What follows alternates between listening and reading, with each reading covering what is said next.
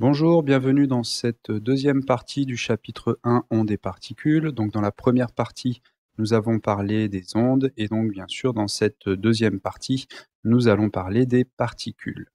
Alors en image, vous avez ici une vue aérienne du CERN, le Centre européen pour la recherche nucléaire, et c'est le LHC, le Large Hadron Collisionneur, qui est un accélérateur de particules dans lequel on va donc se percuter des particules entre elles pour voir de nouvelles particules apparaître. Donc on étudie comme ceci et on découvre parfois de nouvelles particules.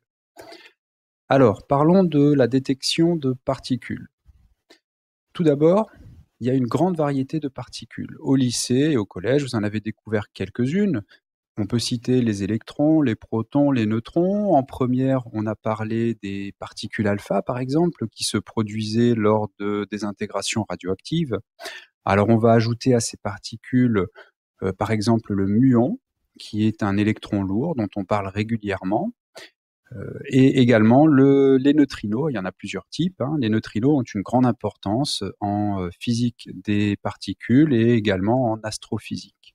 Alors on peut ajouter à ça toutes les particules d'antimatière. Rappelez-vous, on avait vu par exemple la radioactivité bêta+, qui produit un anti-électron qu'on appelle aussi un positron. Voilà, donc il existe une antiparticule pour chaque particule de matière. Alors, ces particules, la détection de ces particules nous apporte des informations sur, bien sûr, les astres, des événements astronomiques qui peuvent se dérouler, ou alors à des échelles plutôt nanoscopiques, on va avoir des informations sur la composition de la matière. En effet, certaines particules ne se forment que dans certaines conditions, et donc lorsqu'on les détecte, eh bien, on peut avoir une idée de ce qui s'est déroulé, parfois très loin de nous. Alors, un détecteur de particules, qu'est-ce qu'il doit faire? Eh bien, il doit être capable, dans l'idéal, de détecter, de mesurer la masse de la particule, sa charge électrique, sa direction et sa vitesse. Et avec toutes ces informations, on peut remonter donc à l'énergie de la particule et donc remonter aux énergies qui ont été nécessaires pour créer ces particules. Alors, comme type de détecteur, on peut en citer 3 dans l'ordre historique, et on verra un quatrième. Donc, tout d'abord, en 1912, il y avait la chambre à brouillard. Alors ici, il y a une vidéo de la chambre à brouillard avec une petite musique en plus par-dessus, que l'on va arrêter si possible. Alors, cette chambre à brouillard, comment est-ce qu'elle fonctionne? Tout simplement, vous avez un gaz placé à l'intérieur du récipient à une température très basse et en réalité, la plus basse température est ici au niveau de la plaque noire et donc il y a formation d'un brouillard, d'accord? Et lorsque des particules traversent ce brouillard, eh bien, les molécules de gaz vont se condenser et on va voir ces traînées apparaître. Alors en fonction du type de particules qui traversent le brouillard, eh bien, on va avoir différents types de traînées, tout simplement. Et donc, ici, vous avez une roche qui a été placée à l'intérieur. Alors, c'est probablement du granit, je suis pas sûr, mais c'est une expérience qui nous montre quoi? Qui nous montre qu'il y a des particules qui sont émises par le granit, par la roche. Alors, cette roche, ça signifie qu'elle contient des noyaux radioactifs qui se désintègrent à chaque instant. Et les traînées que l'on voit, ça peut être des particules alpha ou par exemple des particules bêta+ ou bêta-. Alors ça, c'était la chambre à brouillard.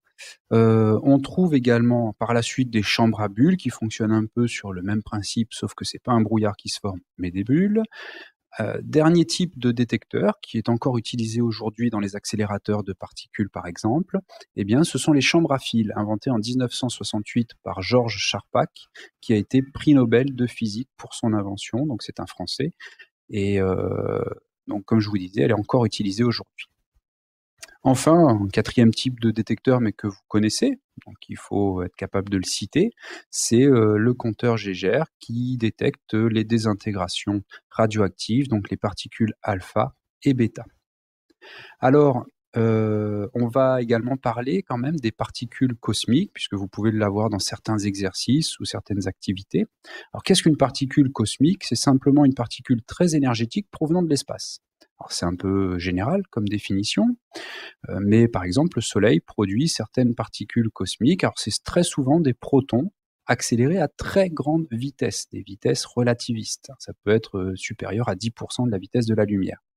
Et quand elles arrivent dans l'atmosphère, elles vont interagir avec cette atmosphère, et de par l'énergie qu'elles possèdent, eh bien c'est comme un accélérateur de particules naturelles, hein, lorsqu'elles vont rencontrer une autre particule, elles vont créer des gerbes de nouvelles particules, et vous avez des muons qui peuvent être ainsi créés et détectés au sol. Donc, voilà le schéma qui vous résume ceci. L'arrivée d'un rayon cosmique, une interaction, première interaction avec l'atmosphère, apparition des premières gerbes, d'accord? Et ces nouvelles particules vont elles aussi interagir à nouveau avec l'atmosphère. Certaines particules vont atteindre le sol, et ici, eh bien, on va avoir ce qu'on appelle un autre détecteur, c'est des scintillateurs qui vont détecter les muons arrivant sur Terre, au sol. D'accord? Et puis on rajoute à ça d'autres types de détecteurs de particules qui vont nous donner d'autres informations concernant ces particules arrivant au sol. Donc retenez les particules cosmiques, particules très énergétiques provenant de l'espace, tout simplement. Alors, résumons un peu ce chapitre, ce qu'on a découvert. On a parlé d'ondes et on a parlé de particules. Donc, on va essayer de voir un peu les différences de description entre une onde et une particule. Donc, tout est résumé dans ce tableau. Eh bien, si on parle de la position, une particule, elle est localisée dans l'espace. Alors, si on la considère comme étant ponctuelle, c'est-à-dire pas plus grosse qu'un point, eh bien, elle possède une position avec une abscisse, une ordonnée et une altitude, par exemple, x, y, z, un trio de coordonnées. L'onde, elle, par contre, n'a pas de localisation. Elle a une certaine étendue, extension dans l'espace. Ensuite, d'un point de vue de la propagation, s'il y a mouvement, il y a une trajectoire qui est définie et observable pour la particule.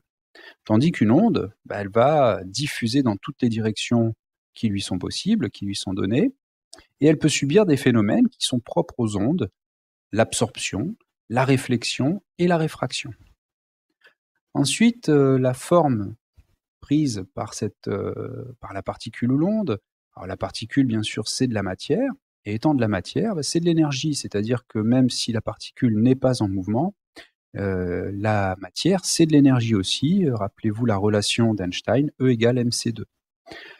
Une onde, elle, transporte de l'énergie. Par exemple, une onde sonore est capable de faire vibrer un mur. Donc elle transporte de l'énergie sans transport de matière. Quelques exemples à la fin. Bon, électrons, protons et neutrons, qui sont les trois particules les plus couramment étudiées au lycée et au collège. Et au niveau des ondes, eh bien, les ondes électromagnétiques, les ondes mécaniques et découvertes, on va dire confirmées plus récemment, les ondes gravitationnelles. Alors, on a l'impression ici, quand on regarde ce tableau, qu'on a affaire à deux phénomènes totalement distincts. D'un côté, les particules et de l'autre, les ondes. On verra que ce n'est pas si simple que ça dans un chapitre plus lointain dans l'année, quand en réalité, eh bien, ondes ou particules, ce n'est pas toujours si clair.